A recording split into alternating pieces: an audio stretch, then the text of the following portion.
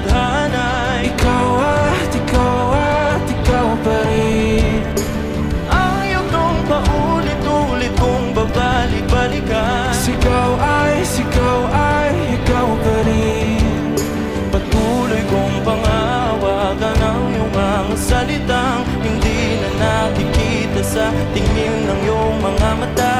Ngunit kung sarado na ang puso sa nadarama, pwede bang isipin mo kung bakit tayo nagsimula?